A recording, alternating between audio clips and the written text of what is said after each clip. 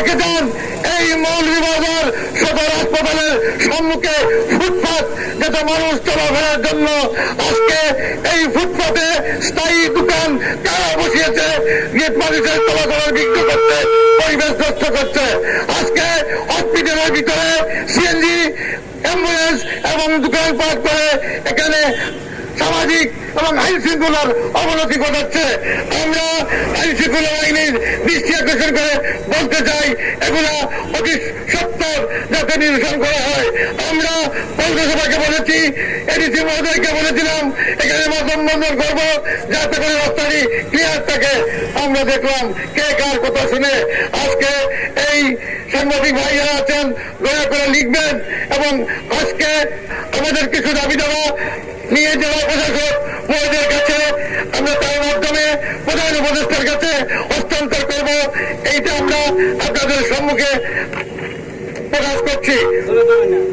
গত বছর মৌলভীবাজার জেলার 250 শয্যা বিশিষ্ট হাসপাতাল, দক্ষ চিকিৎসক সহ সকল জনবল এলাকায় ক্রান্তিত সেবা প্রদানে বিঘ্ন ঘটে বিদায় শূন্য পদে দ্রুত জনবল প্রদান করা এবং সিনিয়র কনসালটেন্ট, জুনিয়র কনসালটেন্ট সহ সকল জনবল রিক্রুট করা প্রয়োজন। হাসপাতালের অভ্যন্তরে অস্থায়ী দোকান, পকেট চোর, দালাল, পকেট মার, মাদককারী, অবৈধ সিএনজি স্ট্যান্ড ইত্যাদি প্রশাসনের আইনগত ব্যবস্থা গ্রহণ। আইসিসি চালু করে প্রশিক্ষিত জনবল, প্রয়োজনীয় আসবাবপত্র, যন্ত্রপাতি সরবরাহ করা একান্ত প্রয়োজন।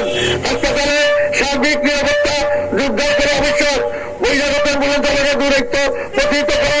পৌরসভা কর্তৃক নিয়মিত হাসপাতালে ময়লা আবর্জনা অপসারণ সংযুক্ত জল, জঙ্গল, ড্রেন ইত্যাদি পরিষ্কার করে দোকানপাট, সিএনজি স্ট্যান্ড প্রত্যাহার করা একান্ত প্রয়োজন।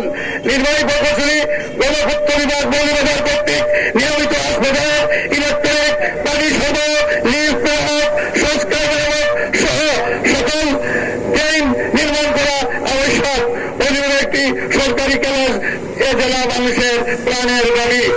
আমরা এই কার্যক্রম করার জন্য বাংলাদেশ সরকারের প্রধান উপদেষ্টা জেলা প্রশাসকের মাধ্যমে আমরা এখন